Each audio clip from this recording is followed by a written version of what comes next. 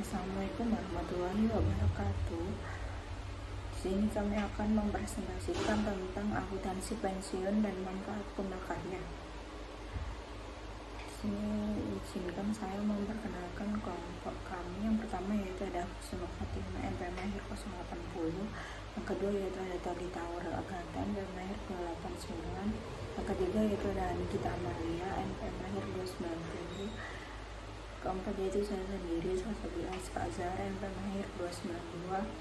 Yang kelima yaitu ada Karoma MP Mahir 294. Akuntansi program pensiun. Program pensiun menyediakan dukungan finansial bagi karyawan setelah pensiun sebagai imbalan atas masa kerja mereka. Pemberi kerja memberi kontribusi yang dikelola oleh bank atau lembaga pensiun untuk membayar manfaat di masa depan yang dicatat sebagai aset dan liabilitas. Program pensiun terdiri dari kontribusi sukarela karyawan atau biaya yang ditanggung pemberi kerja. Ada juga perencanaan terbatas yang menawarkan manfaat pajak. Dana pensiun harus terpisah sebagai entitas hukum dan akuntansi. Yang pertama yaitu ada program iuran pasti. Kontribusi karyawan tetap dengan resiko ditanggung oleh karyawan. Imbalan bergantung pada nilai program. Yang kedua yaitu program imbalan pasti. Imbalan tetap, kontribusi karyawan bervariasi dan resiko ditanggung oleh pemberi kerja. Perusahaan bekerja sama dengan aktuaris untuk memastikan program pensiun sesuai melindungi karyawan. Peran aktuaris dalam program pensiun. Aktuaris memperkirakan faktor-faktor seperti tingkat kematian, perputaran karyawan, dan gaji masa depan untuk menjalankan program pensiun. Mereka juga menghitung kewajiban pensiun, biaya tahunan program, dan biaya perubahan program yang mempengaruhi laporan keuangan. Selanjutnya yaitu ada mengukur liabilitas kewajiban pensiun karyawan. Kewajiban pensiun karyawan adalah kewajiban kompensasi yang ditanggungkan berdasarkan masa kerja karyawan sesuai syarat program pensiun. Ada berbagai cara untuk mengukur kewajiban pensiun. Yang pertama yaitu Accumulated Benefit Obligation atau AOB, di mana itu menghitung manfaat untuk karyawan yang telah memiliki hak berdasarkan gaji saat ini. Yang kedua yaitu ada Vested Benefit Obligation, menentukan nilai sekarang dari aliran kas yang diharapkan yang dihitung oleh aktuaris. Yang ketiga yaitu ada pendekatan alternatif, menggunakan metode yang berbeda untuk mengukur kewajiban pensiun sesuai dengan pilihan IASB. Kewajiban aset neto imbalan pasti merujuk pada status pendanaan program pensiun pasti yang menunjukkan defisit atau surplus yang terkait dengan program tersebut. Yang pertama itu ada defisit kewajiban manfaat pasti senilai $1.000.000. Kewajiban yang harus dibayar kepada karyawan melebihi aset yang ada $900.000, menghasilkan kekurangannya sebesar $100.000. Yang kedua itu kelebihan kewajiban manfaat pasti senilai $150.000, aset yang tersedia $200.000 lebih besar daripada kewajiban yang harus dibayar, menghasilkan surplus sebesar $50.000. Jadi perusahaan bisa mengalami kekurangan atau kelebihan tergantung pada keseimbangan antara kewajiban dan aset yang dimiliki. Akuntansi program pensiun. IASB menetapkan bahwa seluruh perubahan dalam aset dan kewajiban program imbalan pasti selama periode berjalan diakui sebagai penghasilan komprehensif. Perusahaan wajib melaporkan perubahan tersebut dalam bagian terpisah pada laporan penghasilan komprehensif tergantung pada kondisinya. Lalu selanjutnya itu ada pelaporan perubahan dalam kewajiban atau aset. Jadi terdapat biaya layanan. Yang pertama itu ada biaya pensiun, yang dimana biaya pensiun saat ini itu muncul dari nilai kini kewajiban manfaat pasti atas layanan karyawan dalam periode berjalan.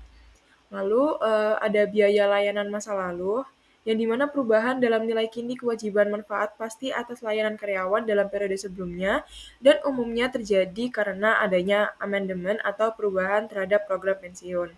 Lalu yang selanjutnya ada dilaporkan dalam laporan penghasilan komprehensif dalam bagian operasional dan memengaruhi penghasilan bersih atau comprehensive income in the operating section of the statement and affects net income.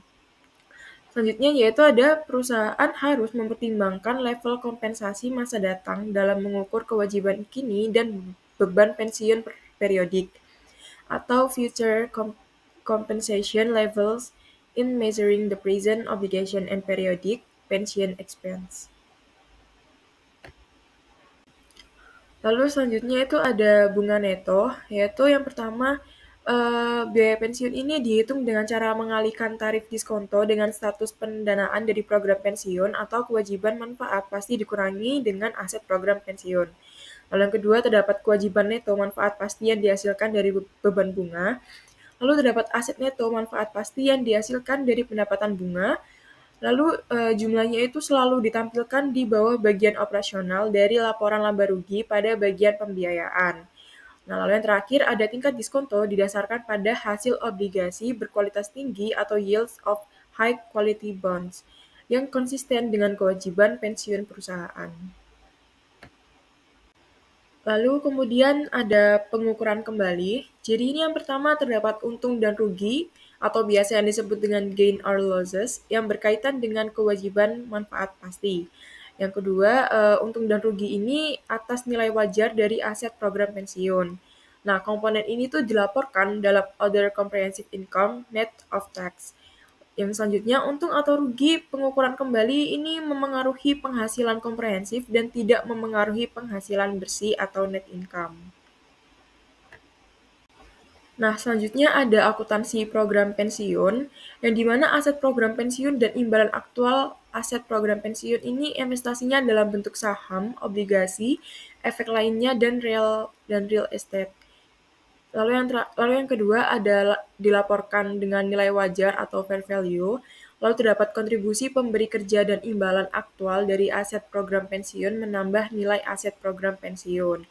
Yang terakhir terdapat manfaat yang dibayarkan kepada para karyawan yang akan menurunkan nilai aset program pensiun.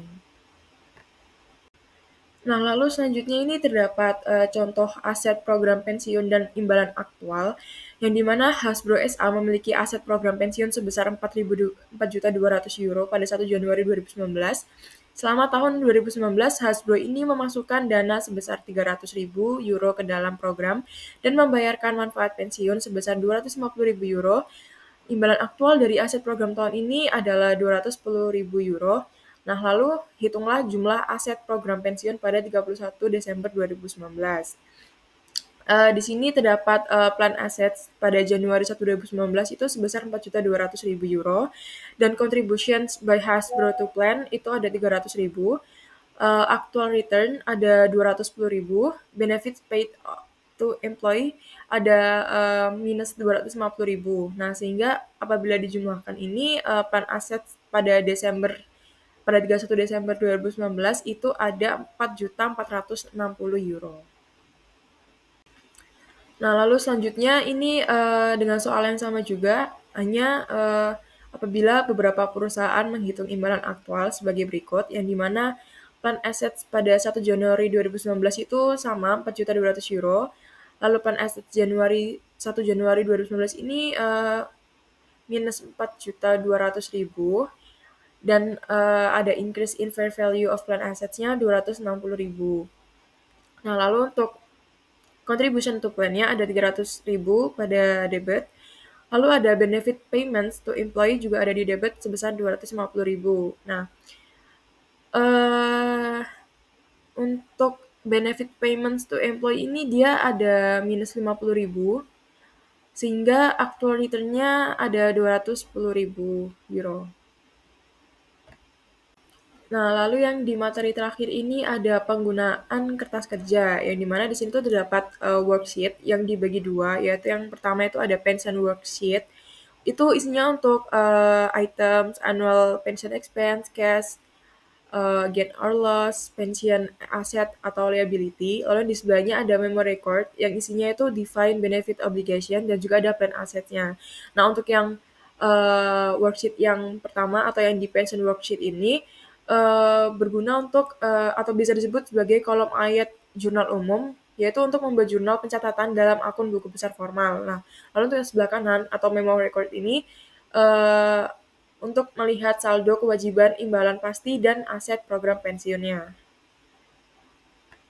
Selanjutnya adalah di biaya layanan masa lalu, yaitu perubahan dalam nilai kini dari kewajiban imbalan pasti yang dihasilkan dari amandemen atau pengurangan program pensiun. Kemudian di pengukuran kembali, yakni terdapat dua perubahan, yaitu perubahan besar dan tiba-tiba dalam nilai kini aset program pensiun, dan yang kedua ada perubahan asumsi pada aktuaris yang dapat memengaruhi jumlah kewajiban imbalan pasti. Kemudian di contoh keuangan atau kerugian aset itu terdapat contoh Sopop SE memiliki aset program pensiun pada 1 Januari 2019 sebesar 100.000, tingkat diskonto tahun berjalan sebesar 6% dan imbalan aktual atas aset program pensiun tahun 2019 sebesar 8.000. Pada tahun 2019 Sopop harus mencatat keuangan aset sebesar 2.000 yang dihitung sebagai berikut, yaitu terdapat 8.000 dikurang dengan 6.000 yang hasilnya 2.000. Selanjutnya di bagian keuntungan atau kerugian liabilitas. Segala perubahan di dalam asumsi aktuaris yang dapat memengaruhi jumlah kewajiban imbalan pasti. Jadi perusahaan melaporkan keuntungan liabilitas dan kerugian liabilitas dalam Other Comprehensive Income, Gain or Loss. Kemudian perusahaan mengakumulasikan keuntungan dan kerugian aset dan liabilitas dari tahun ke tahun di dalam akumulat Other Comprehensive Income. Jumlah ini dilaporkan dalam laporan posisi keuangan pada bagian ekuitas. Saya akan menjelaskan tentang jurnal dan kertas kerja pada tahun 2021. Ada sebuah contoh. Fakta berikut ini digunakan pada Zerli Company untuk program pensiunnya di tahun 2021. Ada biaya layanan tahunan itu 13.000 euro, kemudian tingkat diskontonya 10%, imbalan aktual atas aset program pensiunnya 12.000 euro, kemudian ada kontribusi pendanaan tahunan 24.000 euro. Manfaat yang dibayarkan pada karyawan yang pensiun dalam tahun berjalan itu adalah 10.000 euro.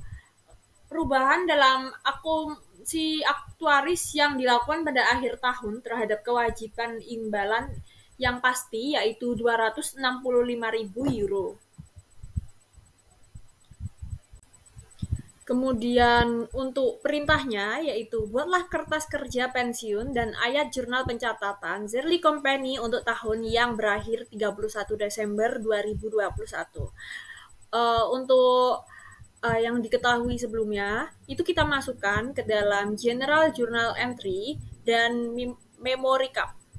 Kemudian dapat kita simpulkan ada obligasinya yaitu 214.460 itu dikali dengan 10%, sehingga untuk asetnya yaitu 134.100 dikali 10%.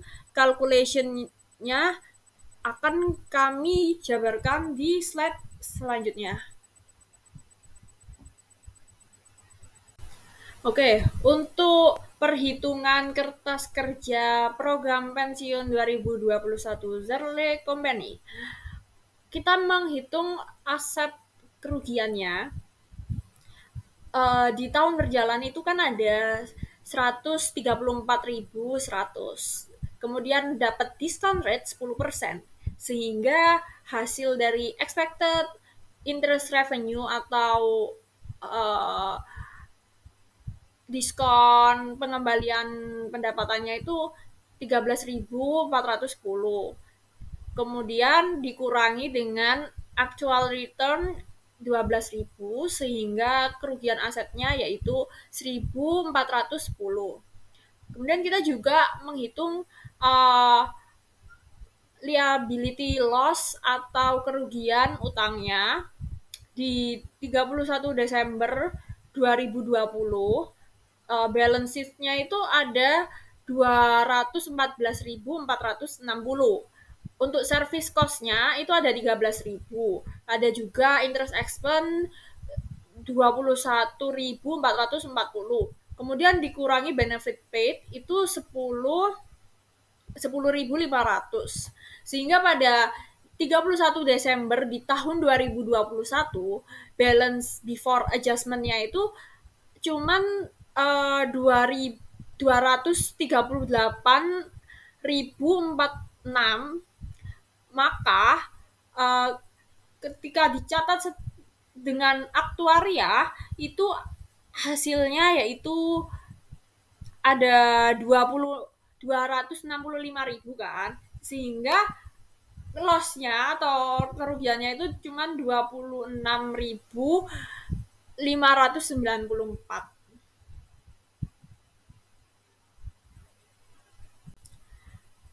Kemudian hasil calculation sebelumnya itu dimasukkan ke dalam jurnal pencatatan program pensiun tahun 2021.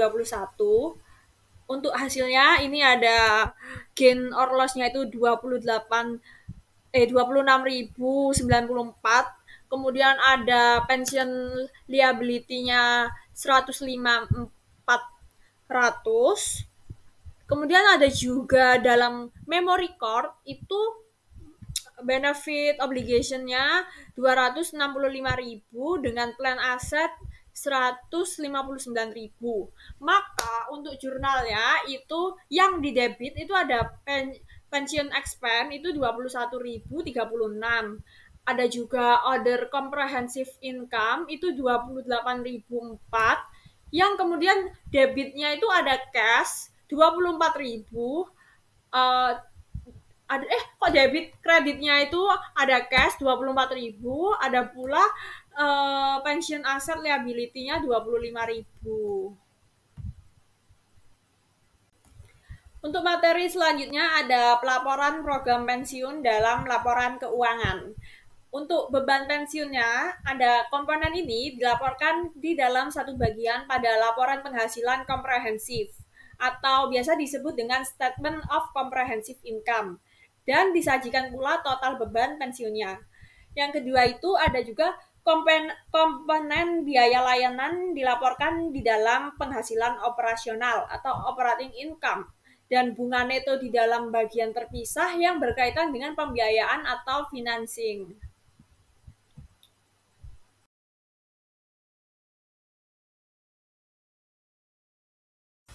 Nah, untuk contoh dalam laporan keuangannya itu seperti ini. Obey SM menyediakan informasi berikut untuk tahun 2019. Ada net income untuk tahun 2019 yaitu 100.000. Ada pula liability cost untuk tahun 2019 ada 60.000. Aset loss juga di tahun 2019 15.000. Dan akumulasi dari OCL itu 40.000. Ada pula liability cost-nya 60.000 dengan aset loss 15.000, sehingga total dari other comprehensive loss-nya itu 75.000. Untuk net income-nya kan 100.000, dengan other comprehensive loss-nya 75.000 itu mengurangi net income, sehingga comprehensive income-nya cuma 25.000. Dalam laporan keuangan, yang pertama penyajian other comprehensive income dalam laporan keuangan, yaitu komponen other comprehensive income dapat disajikan dalam dua format, yaitu pendekatan dua laporan atau satu laporan. Pada pendekatan dua laporan, laba bersih dan kerugian komprehensif lainnya disajikan terpisah, sedangkan pada satu laporan, semua komponen digabung dalam satu laporan komprehensif. Yang kedua, pengakuan status pendanaan neto dari program pensiun, yaitu perusahaan harus mengakui status pendanaan program pensiun, yaitu apakah overfunded, aset lebih besar dari kewajiban, atau underfunded, kewajiban lebih besar dari aset, dalam semua posisi laporan keuangan. Selanjutnya, yang ketiga yaitu klasifikasi aset atau liabilitas program pensiun, yaitu selisih antara nilai wajar aset, program pensiun, dan kewajiban imbalan pasti diklasifikasikan sebagai aset atau liabilitas non-lancar dalam laporan keuangan. Yang keempat, agregasi program pensiun, yaitu penggantian atau offsetting program pensiun hanya dilakukan jika perusahaan memiliki hak hukum untuk menggunakan surplus dalam satu program untuk menutupi kewajiban program lain dan berniat menyelesaikan kewajiban tersebut secara bersamaan atau berbasis neto. Yang terakhir, pengungkapan dalam catatan atas laporan keuangan, yaitu perusahaan wajib mengungkapkan karakteristik dan resiko dari program imbalan pasti, jumlah terkait program imbalan pasti dalam laporan keuangan, serta dampak program terhadap jumlah, waktu, dan ketidakpastian arus kas masa depan.